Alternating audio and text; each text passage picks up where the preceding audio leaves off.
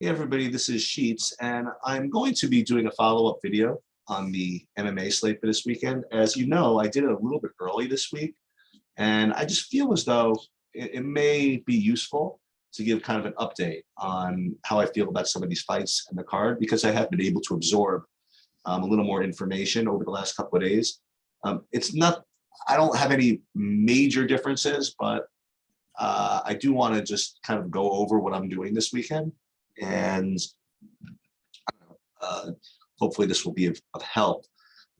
First of all, this first fight, the Pinheiro Hughes fight, I am getting a tiny sliver of Pinheiro just for lineup construction. Only because, I mean, the inside the distance prop is very, very poor. But she does have first round finishing upside.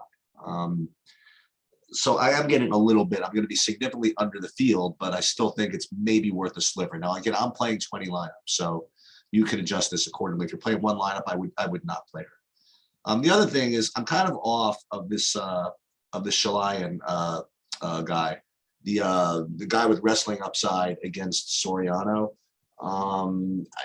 Just the price is just not enough. You know, it's 7,200. He's being priced as if he's a 2-to-1 underdog, but he's really a 3-to-1 underdog. So I just feel as though there's negative equity in the price. So I don't think that his wrestling upside in a win compensates enough for that. So I'm going to be off of that a little bit. As a matter of fact, again, just to get some exposure to these 9Ks, I am going to have a couple of lineups with Soriano in it as well.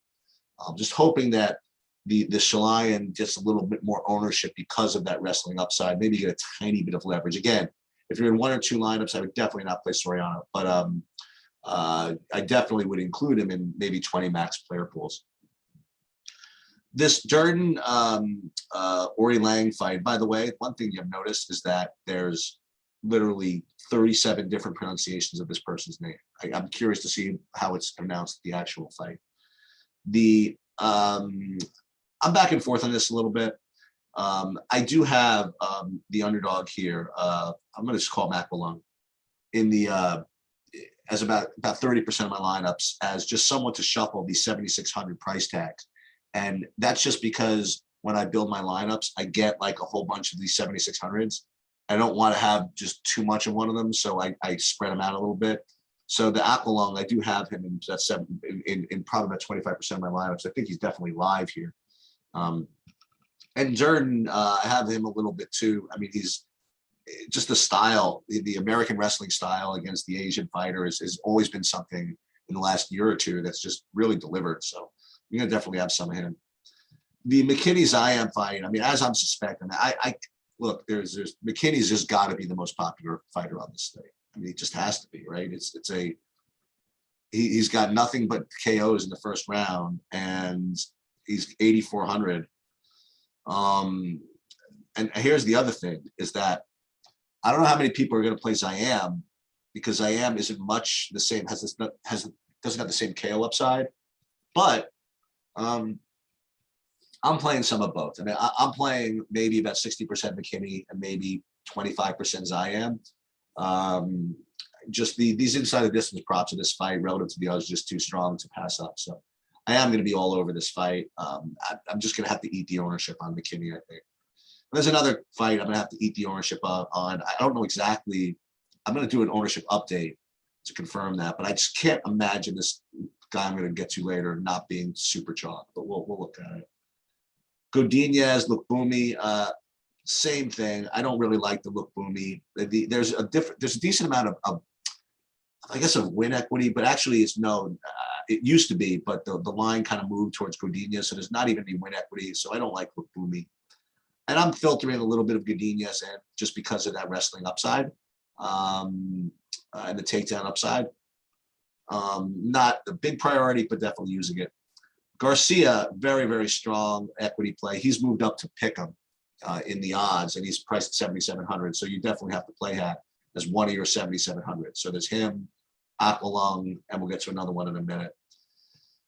Another one, this Tucker Lutz against Sabatini. This is a kind of a sneaky fight here, because Sabatini certainly has that wrestling upside, but the line has come to almost pick him here.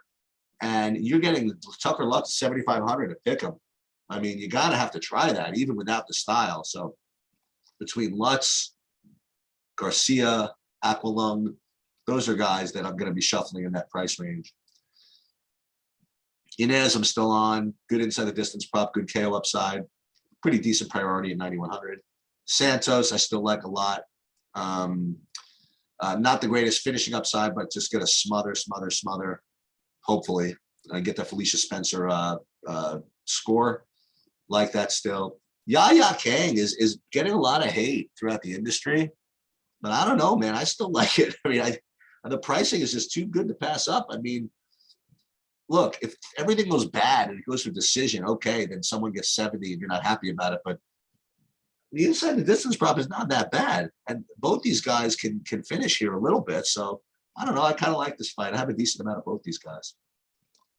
And then for me, I mean, this chase has got to be super chalk. I mean, regardless of what the ownership projections might say, I can't imagine not doing this. I mean, he's only $1.40 underdog. He's being priced at 2-1 underdog. It's a banger of a fight. There's a lot of wrestling going on. It's I can't imagine people not playing this guy. That's the only thing that's keeping me off like 100% of him, is because I don't know. It's because I feel as though everybody's going to play him.